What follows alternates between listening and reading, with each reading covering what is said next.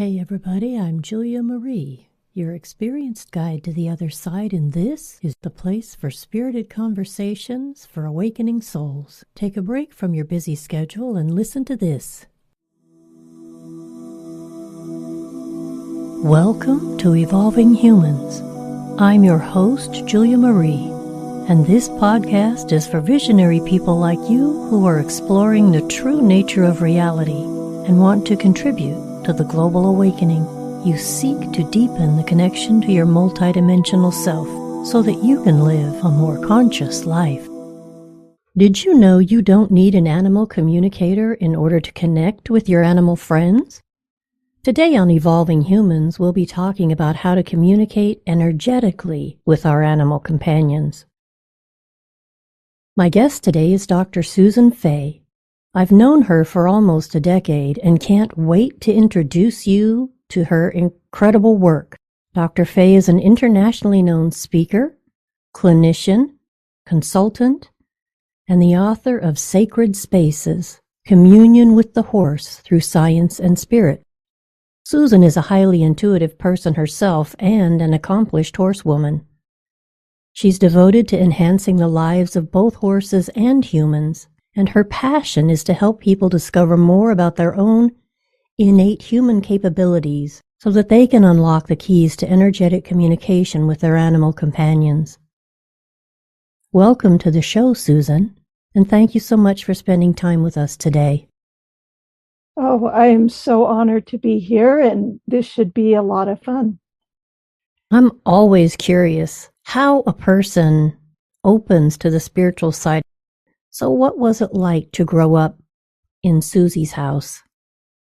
In Susie's house, it's really interesting because my first conscious thoughts were really about still being connected to the spiritual world, but always feeling like the people around me were not connected in the same sort of way. And that was always baffling to me. It's like, why can't people feel these things? Why don't they notice these things? And why do I notice them? And so a lot of that was about, I know my grandmother, one time she could see things, she could predict things. And I think there was this big connection with her and that her abilities.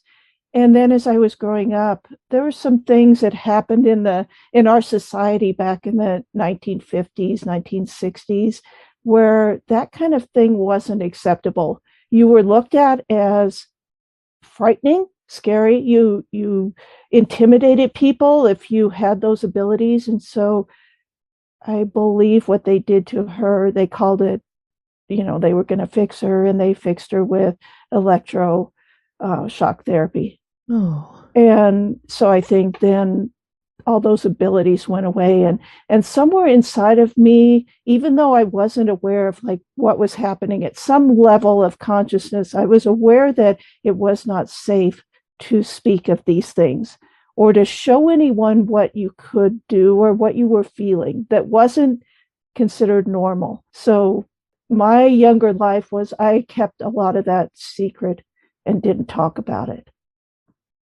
Well, you didn't have anyone you felt safe talking to, and the one person you had a connection to, they did not good things to. And as a child, we just want to survive. Exactly. How did that shape the rest of your life, though, moving forward? That had to have had an impact. And it did. And I believe it comes to where I started focusing a lot on the science. I will be a scientist instead of an intuitive person, right? So I'm going to school and I'm immersing in all the science. And I was one of the few girls in my class that actually did well in science and math. And I just kept in that realm because that was safe to a certain degree. It still wasn't safe for women back in my day to be in the science field, but it was safer than going out there and being in the intuitive place. So I really developed those science things, but my science was always kind of secretly fed by my intuition. I was also delving into looking at consciousness and studying that, and how do we do hypnosis, and where what states of mind can you get to with hypnosis. So those things were kind of secretly things that I was doing on the side while I was looking normal out to the real world, or the real world, the other world. That's why I really like to explore this part of my guests' lives, because now I can see for my own self, even though I know your story, just how the breadcrumbs really were laid out for you, even though you weren't consciously necessarily aware. This is where my awareness is leading me, and still you were led through the desires that you had. Yeah. So you're secretly a whole-brained functioning person, aren't you? Yes. Yeah, and I think that's really important, that when I studied all the brain stuff, it was one of those things like, I need to feed both sides of the brain. I need to do creative things. I need to do the intuition, and I like to do the science. I've kind of told people recently, they've noticed that I go both ways, and they say, how do you do that? And I don't even know, because it's been such a long time, but I feel like they're intricately woven together now, that I could not separate them into, here's my science side and here's my intuition side. And I love that you're the same way, that whole brain integration and the working from both places, instead of villainizing one over the other. I have to be in this camp over here with the science people, or I'm over here in this camp with the intuitive people. That's an artificial separation, I think, that we've decided somewhere along the way has to happen. And I'd love to see it come back together, where we're just incorporating all of our natural abilities, whether they're scientific or whether intuitive, and putting that all together. Well, and we're on the way. Physics now is explaining metaphysics, so the blurring of the line, thank God, is happening. But I totally agree. I get that a lot. People ask me, how am I able to be woo-woo and logical at the same time? And I don't know. It's just how my brain works.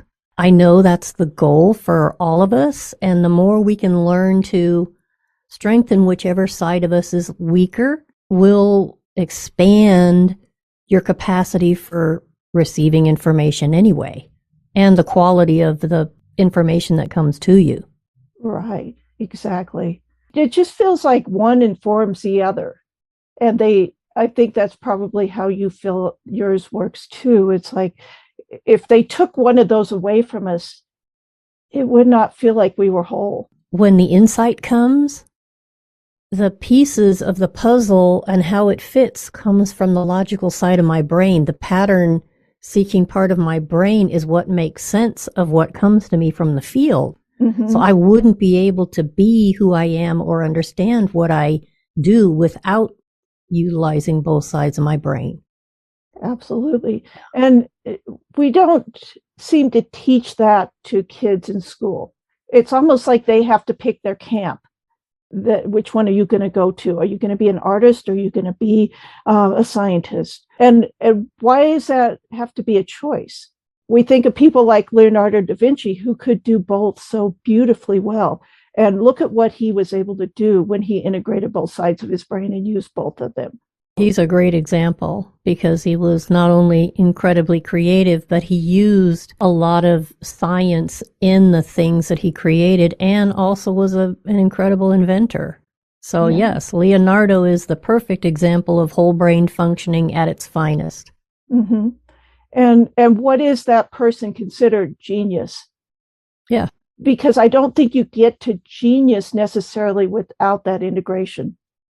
I would agree, actually. When I think about the people that have made the biggest discoveries or leaps forward, there's always some kind of quantum creativity involved in there that could only have come from that intuitive side. Right. The story of you and Tank, that's my favorite story in the book. So if you would like to share that journey, all of the components are in that story. Okay. So if you wouldn't mind sharing. Well, kind of backtracking, there's an interesting backtrack story before Tank came about. And it's really interesting how things had to come together for that horse to come into my life. I had to be married before and then stay friends with my former sister-in-law, who then ended up boarding a horse at my ranch, and then her moving to England and saying, I can't pay all the board I owe you. Would you like this mare? And I take the mare and I bred her to a local stallion not too far from my house. And that's where Tank came from. So it's all of these intricate little connections that happened that had to take place in order for that to culminate in the story I'm going to tell you. And if I had tried to orchestrate that or manifest that horse into my life, I could not have done it. It was so beautifully done by the universe that I'm like, oh, this is so perfect. So anyway, Tank, when he came out, clearly that's his nickname, is Tank. And he was so big compared to my other Morgans when they were born. They were all about 50, 60 some pounds. When Tank came out, he was 100 pounds. And that's gigantic for a horse. And he really towered over all my other horses that were his same age. And people started telling me, you're not good enough to train this horse. He's going to be too much for you. You need to forget it. You need to send him off to somebody. And I kept thinking about listening to what other people told me about my capabilities. I would always cave and say, oh yes, I'll send this horse out to somebody else for training because clearly I'm not good enough. What would happen is those horses would come back to me and it was like a piece of them was missing. Like they stole the essence from that horse during the training. And that horse could do all the maneuvers, but I felt like their soul was gone, or there was a piece of it that got crushed down. And I kept thinking, I don't want that to happen to Tank. And I really don't care if he ever goes out in the world and people see all his capabilities, because I'll know what he is. He seemed like this horse that was, even though he's really large, if I were to say, what is his personality? It would have been like Surfer Dude. Oh, dude, I got all sorts of talent, but hey, I'm just hanging. I don't have a whole lot of need to be in the spotlight, or I'm just good at just being. And so I took it slow with him, and people were so critical. It's like, he should be further along than that. You should be doing this or that with him. And I was thinking, no, his essence, I'm trying to preserve his essence here and who he is, and not get that lost in the training and the need for me as a human to have him do something that will prove to other people that I know what I'm doing. I didn't care about any of that. I still do not care about that kind of stuff. I just nurtured the relationship with him. And that was when I was starting to kind of think about these other things, like, is it possible for me to actually communicate with my own horse? Because up until that point, I really would call other people to do animal communication with my animals, or I would think that I didn't have that ability, but other people did. With him, it just felt like I could feel it, but then I was thinking maybe the way I communicate with animals is different than the way these other people do. That maybe the need for words is not so important as the feeling and that other type of connection. And at this point in time, I didn't understand the energy that I'll talk about later to the same degree I do now. This relationship was a catalyst for me to start looking into, why is that happening? Why am I communicating with this horse? So I kind of fast forward several years, and he's doing really well.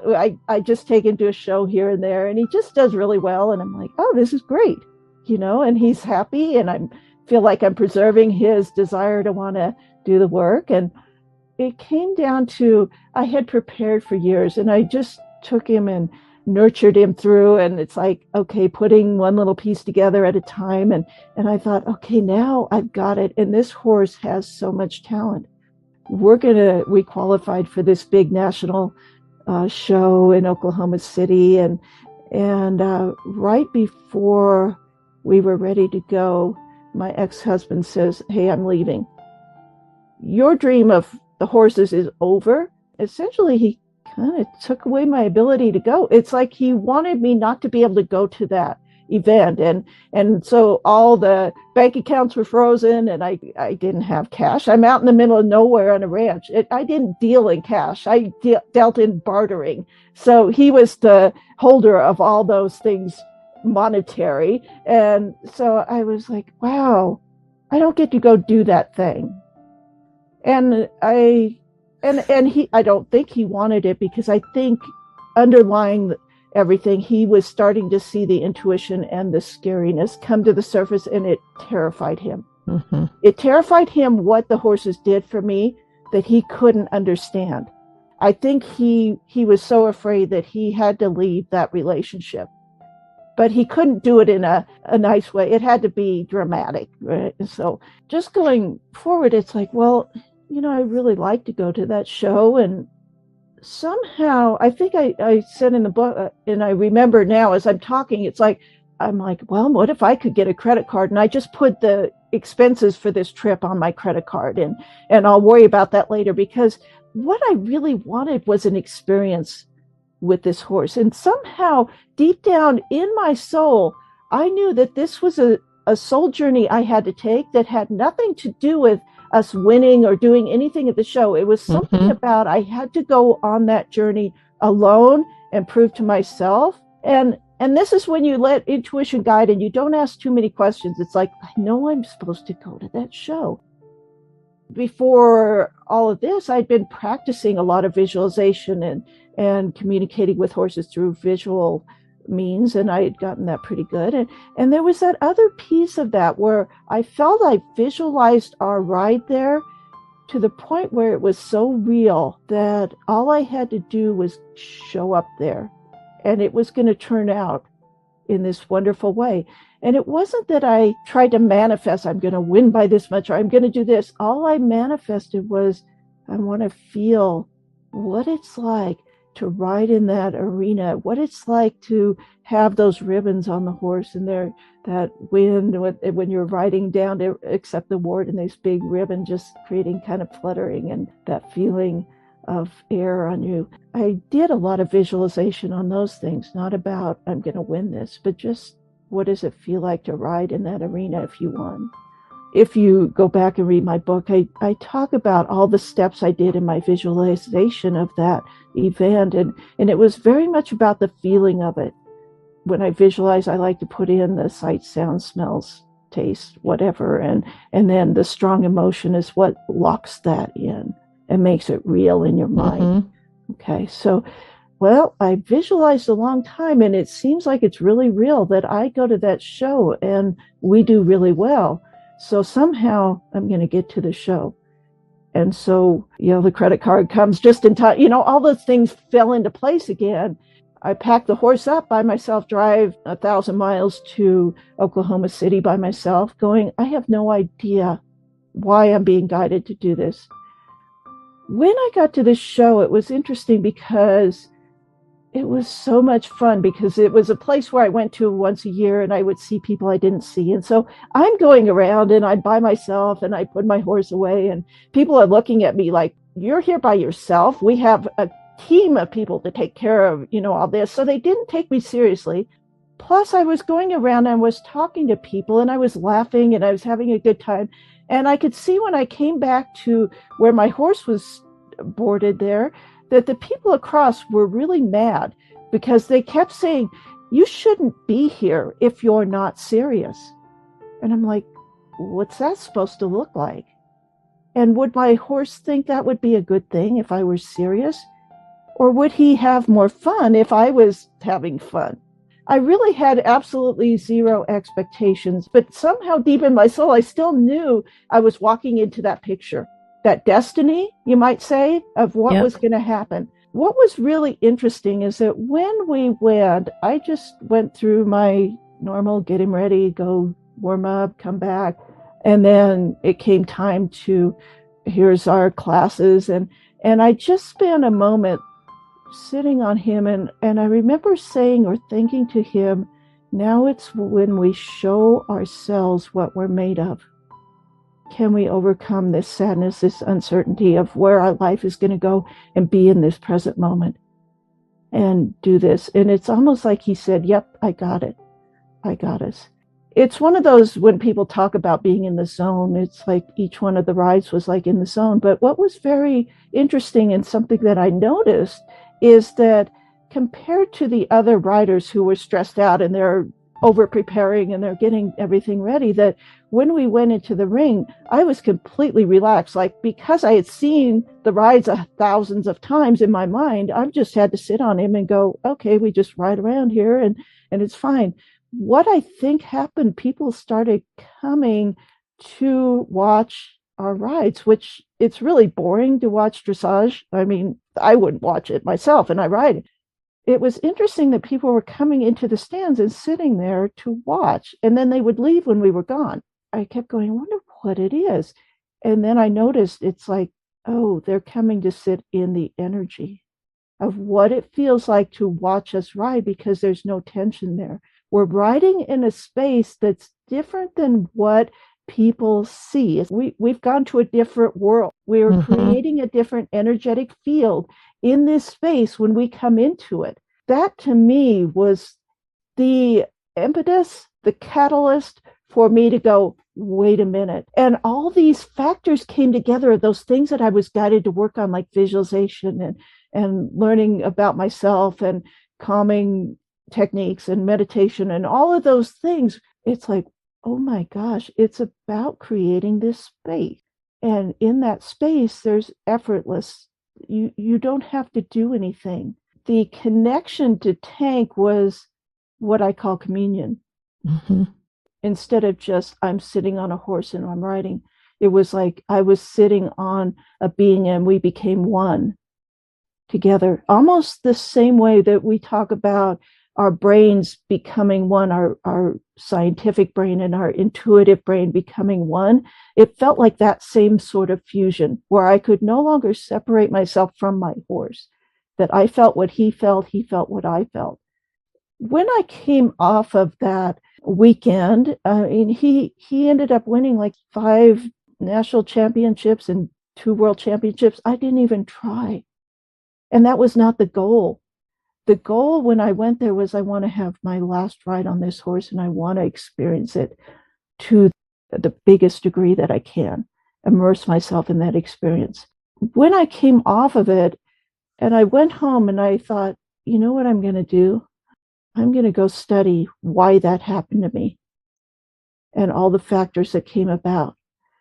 And really, that one event experience is what led me to be doing what I do now. And it's really not about, I realize now that my lesson was not about you're going to win some ribbons.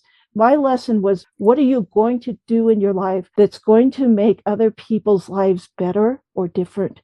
So that's really where I work from now. I feel like I'm just guided, and where do I go from now? I don't know, but I just feel like I'm just letting the intuition guide me to the next place that I'll be and how I'm going to teach this. And I have made it a point where I really don't do a lot of advertising. It comes about because of word of mouth mostly.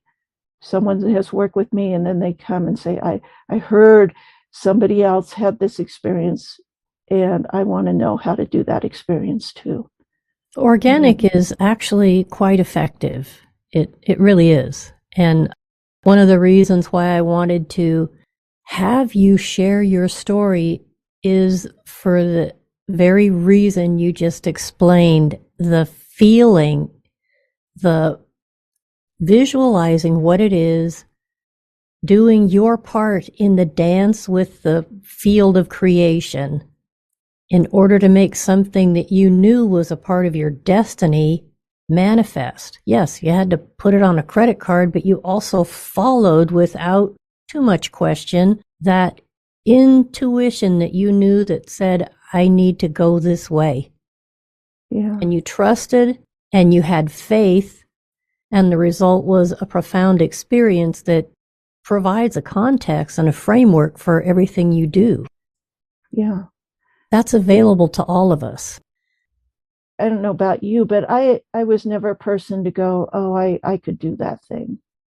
And so I think it just, for me, when I go out there, I always go, well, why is it I'm talking about this now that I'm older and I maybe not as shiny as some of the people on YouTube or that are out there saying things. And so somebody has to see past a little bias about, oh, an older person wouldn't know about horses, or, you're past your prime, you wouldn't know, and just go, you know what? If I can do this, I'm the model for you can do this. Because there's nothing special other than I paid attention to some of these things and I practiced them a lot. Nothing is, if you want something like that, it's knowing how to get there and then practicing that thing. What I do like to remind people of is knowledge is information, but wisdom, the wisdom you're sharing with us today, comes only through experience. That's the only way you get wisdom. So that's the one thing on the side of those of us that have a few more miles on our vehicles and other people, is there's wisdom there. And that's such a beautiful thing, because I think your experiences become your intuition about a certain thing that comes up. So there's many kinds of intuition, as you know, but one of them is based on, I did that before at some point in my life, and what was the experience with that? And it goes into your brain, and then when you are presented with something that's similar, your brain goes back and goes, hey, it's kind of like this other thing that, remember, so it matches. Yeah. So there's that kind of internal experiential intuition. And then I think a lot of times you and I both connect to that universal knowledge field, whatever you want to call it, for information that maybe we haven't had that experience, and can we go to that place and tap into other people's experiences from that place. But it can start from that place that you were talking about, that internal. That's the seed for all of it that would come after. Yes. Sacred Spaces, it's a beautiful little book. And even though the focus is on the relationship between humans and horses, I can see how so much of what you talk about has broader application. What prompted you to write the book itself? It was interesting at the time because I was pre-COVID, and I was thinking about writing a book maybe about 2017, 2018. It's like it was in my mind. And at that time, especially in the horse world, you didn't dare talk about this topic. And I thought, but it's very important and it needs to be out there. And maybe if in my lifetime nobody hears me speak about it, that somehow if I put it down in written form, that it will simmer somewhere, and when the time's right, it will come out and people will find it. So I thought about the book, and it's like, okay, I really don't want this to be lost information. What I went through, how I found these different things. And so one night I was thinking, okay, what should I write about? What should I write about? And it has to be my life. And how am I going to do that? And the day before, I had spoken to my father, and he writes a lot of books, and so he's very adept at all that writing kind of stuff. And so my dad, I spoke to him, and he had some really good advice. He said, write the book as if you're speaking to someone, and forget about grammar. Forget about all those technical things you learned about how to write properly. Just have a conversation. And my brain was going, oh God, that's too hard, and I'll never follow through with that. And then I thought, well, what if I connect to the internet of intuition, which I call it's like that universal thing, and say, how do I write this book? What should it be about? And it's very interesting how I believe in that other field, that all of your thoughts, they go, oh, here, we will synthesize that all for you. You don't have to worry about it. And we'll put it all together, right? And so I just went to bed in a relaxed state and said, how do I do the book? And about, I think around 2 or 3 o'clock in the morning, I read the whole book front to finish. Because it's in the field, everything's already been or has been or will, it's all there. I just had to tap into my future book and read it. And then I got up and started writing it from the start to the finish. And I thought, wow, that's so much easier than the other way. And it really came up as like, okay, so yeah, I wrote the book. Now what do I do with that? And there's so much technical stuff, and I just put it on Amazon, even though I'm not real fond of that, but they will print it out. And if anybody, I don't have to spend a lot of money and print out a whole bunch of books that maybe nobody will ever buy. I could just put it on print on demand on Amazon, and we'll see what happens. My intention when I wrote it and all of that was that it will find the people it's meant to. And that was my universal marketing plan, and it's interesting because it sat there for a few years, and I kept thinking, if the right horse person finds it, then it will expand. And yes, that happened. And I didn't send the book to this person. It was December 31st, and I think it was 2019 maybe. And I was thinking, universe, if you want me to keep doing this work, I need a sign. Mm-hmm. Otherwise, I'm going to go and do this other thing, because nothing was really happening with me, the horses. It was here and there. And I'm like, okay, I could go do these other things. I could paint houses, or I could do these other things. And is that where I should put my focus? Is it that, or should it be this horse thing? And I just went to bed and said, God, universe, if this is what I'm supposed to do, I need to see a sign. Yep. Otherwise, I'm going to go a different direction. And I swear, January 1st, 2020, I think it is. I think I'm getting the dates right, or 2019. A friend of mine goes on Facebook and says, look what this big time horse person just posted about your book. And I'm like, what? And he has like thousands and thousands of followers all over the world. And I'm like, what? How did he get my book? What? And he's talking about this book. That's my book he's talking about. And I'm like, well, how did that even happen, since I didn't send it? And I kept saying to all my friends, who sent him the book? Who sent him the book? And like, we don't know. And finally, this other lady says, I don't know you, but I sent him the book because I thought he should read it. That place of going, I guess it was surrender. Like, I'm okay if this isn't what my path is. I still feel it was. But if that's not what my path is supposed to be, I'm going to be able to be happy, and I'll still be doing sacred spaces stuff, but in whatever other field I choose to go into, mm-hmm. I will incorporate those same principles. So that was kind of a long story, but an interesting way that when we surrender, often those things we want the most come. Well, that, and the fact that you asked for a sign and you received one. That's the other thing I tell people. Ask. It will come. The field is interactive. Mm-hmm. That's pretty profound. Yeah. You did sort of mention some of the science behind it. And if you don't mind, before we close out this section, could you talk a little bit about the brain waves?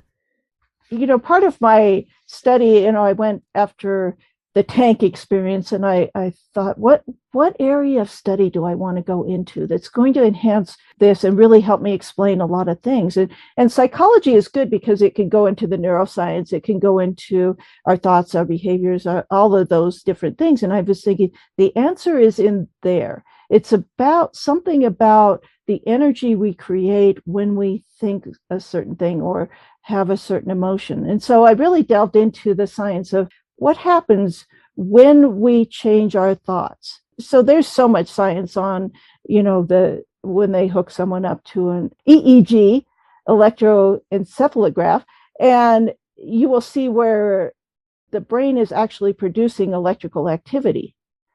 And when you think something different or do something different, it changes that electrical activity in the brain. And I thought, well, that has to apply here, because I believe as prey animals, horses are very connected to the energy field around them, so that they can determine whether something is safe or not without having to be right on top of it, right? They can feel energy waves in the environment. And if our brain is producing energy waves of different frequencies based on what we're thinking or our intention, then clearly that probably has something to do with how they're acting.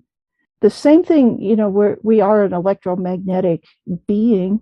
Our heart is also producing electromagnetic energy. So we're sending energy out through our heart by our emotion that we might have, and it's creating a particular frequency around us. And anything in that field around us will feel that particular frequency and react in a certain way. And so what if, we can control both our thoughts and our emotions. So therefore, we can control the electromagnetic energy that we're emitting out into the field. This is a huge one for me, because then it means I can be accountable for how people act around me, how animals react to me, how I communicate, all of these things. It's like it just expands this horizon to like, whoa, how many people go around and don't even realize that they are impacting other people with their thoughts or their emotions. But we see it all the time. We intuit in our bodies. So I'm always about now teaching people, okay, let's go out and we will observe the horse as you go through different thoughts and emotions in your body. And I'm going to tell you how to create certain frequencies and all that. And we're going to watch what the reaction is from that horse. And the horses are so good. And it's like the people are going, wow, you mean I just changed what I thought or felt or how I breathe? And that changed what that horse's reaction was to me, or his behavior, or he stopped doing a behavior I didn't want. It's simple, yet it takes some practice, because what you've got to be doing in yourself is really understanding, what am I thinking? What am I feeling? And are those two together? Then what am I emitting into the energy field? This application, we talked about animal communication in this, but everything that I do is about how do we communicate with people too at another level, that silent level. And we're doing it all the time. But we're doing it unconsciously. Unconsciously, for the most part. And to bring that unconscious, how we affect other people, into our conscious awareness gives us a lot of power. Because then we can walk into a space and say, I'm going to intentionally create a sacred space, or I'm going to intentionally hold this frequency of safety and comfort. Let's say I use that a lot with animals, safety and comfort. And the way I breathe holds that energy, and I just keep feeling that. How does safety and comfort feel in my body? And then my field around me says, safe, comfortable person. And a lot of times it calms whether it's a dog, cat, whatever, it will calm that animal. They may want to come into your space. Okay.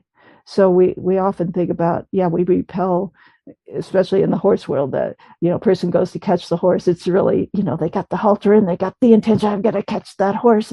And what do they do in their body? Their body aligned with, I need to catch that horse.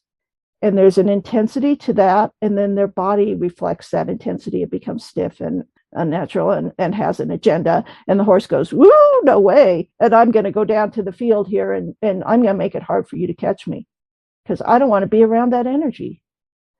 The very simplest things are just change your breathing, which changes your brain waves immediately. We'll talk a little bit about how I do the breathing, and then be aware. Do I need to catch the horse, or do I want the horse to catch me because I'm really fun, interesting, safe, comfortable? You'll see that the horse goes, oh, I want to be in your space. I want to follow you around. And it's so simple in principle, often hard for people to do because it takes some practice, because we're so used to just thinking, doing, no awareness of what's going on internally in ourselves. But once it's like, why didn't I know this before? I'm glad you explained it the way you did, because it kind of gives people a roadmap for where we're going. It's a good place to end this. Thanks so much for sharing that, Susan. And there's so much more for us to talk about. I'd like to just ask you to stay tuned, and we'll come back and continue this conversation in another episode. And so before we close, would you like to tell people how they can get in touch with you and where they can find your book? Yes. Again, I said my book is on Amazon, so you can go to Amazon, and it's Sacred Spaces, Communion with the Horse Through Science and Spirit. And it's available in a paperback. I did an audiobook and then also an ebook. So it's available in all those formats. And then you can get in touch with me at drsusanfay.com. That's my website. And then my Facebook group that I have associated with all this is called Sacred Spaces / Sacred Wisdom.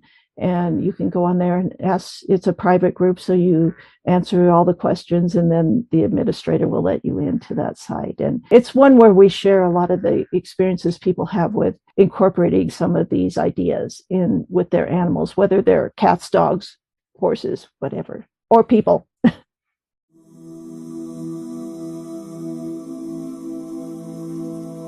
That's our time for this episode of Evolving Humans. Thanks for continuing to support us with subscriptions, shares, ratings, and reviews. All of this helps us reach more people and contribute to the evolution of consciousness on this planet.